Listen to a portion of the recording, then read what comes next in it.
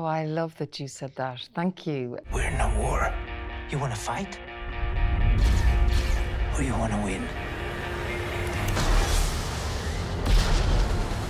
First of all, thank you very much for your time, and thank you very much for this show. I think it's amazing, so thank you very much. Thank you. And what I love most about Andor is that it's not just about how a revolution starts and what's behind it. It's about this character going through a very internal revolution, psychological, emotional. It's really intimate. So I would like to ask you, how would you describe the evolution of the internal revolution in Mon? So very well put, and thank you, because I think that's what's so prevalent in Tony's writing, is that there is this big idea of revolution, but there is also internal revolution, personal revolution, and interrelationship rebellion as well. There's something that I learned from doing the first 3 episodes, and that is when we were back in Chandrila, and learning about that culture and that history, and understanding the orthodoxy of that culture, understanding why she stepped away from it, understanding why she doesn't want her daughter to fall into it, but also getting the idea that perhaps her first rebellion was from that orthodoxy. And that really revealed to me this idea that this woman had been rebelling probably her whole life within what was available to her. So that when you then get to episode 9 and you get to see where she goes, for me, there was such a wealth of an understanding, because I understood that rebellion was part of her spirit, and this woman has had to take that with her whole life. No, it's very interesting, and I totally agree with you, because Andor is a political thriller, and that's why Mon is so important, because for me, it's a personal opinion. There's nothing more political than little conversation and chatter. And Mon, it's constantly talking, and this little conversation that it's just a few words, but it has a lot of meaning, Yeah, So, I feel like you're exploring universal ideas, but within very intimate moments. Yeah, totally. And that's why I think Mon, it's like the link between the audience and Star Wars. And I would like to ask you, what do you think about that? I think really great storytelling explores the universal and the intimate. And when it's really at its best, it does it at once.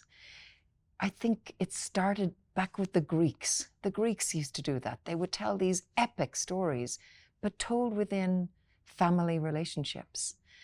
And I feel that in Tony's writing. Yes, in Star Wars, it has been from the very beginning about science fiction and politics and family. But Tony really delves into the intricacies of families, those tiny moments, like the scenes with the mother and daughter scenes, the husband and wife scenes. What that reveals, not just about her broader politics, but her personal politics, her personal passions. And so I think it's what you're talking about. We can see ourselves in her.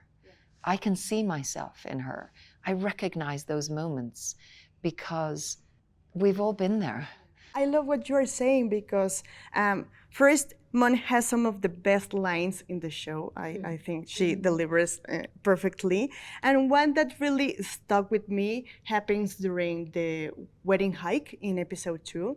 And it's a tiny moment, as you were saying, between she and Belle, because Mon says, everything old is new again. And I think it's very, it's very powerful, because it describes what's going on with Star Wars, but also what's going on with your character. We met her back in 1983, but thanks to Andor, she's new, and we have the chance to really know her.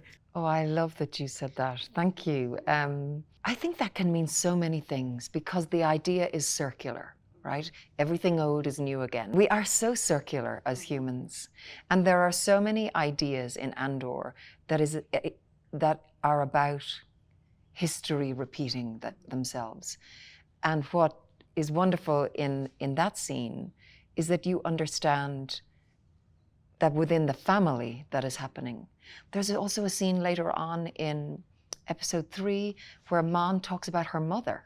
She brings her mother into the scene. So all of a sudden, this idea that you have 3 generations of women dealing with the same culture, and so that's circular. And then we go later in the season, it becomes much more political, and you understand that empire is a big part of our history, that somehow as humans we can't shake it. Somehow revolution is a part of our history, and somehow we are still repeating those circles.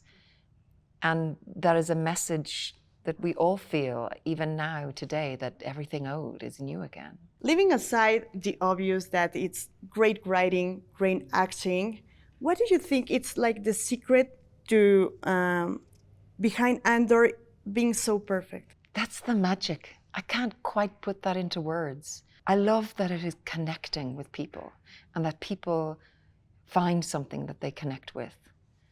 But I must speak to the collective ambition of everybody involved in this project.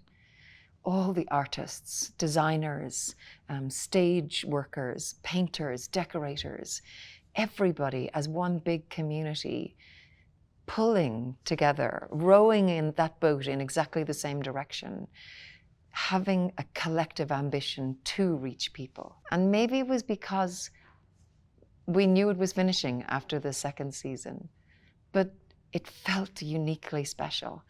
So the idea that that magic might be relatable to other people and to hear you talk so positively about it is everything.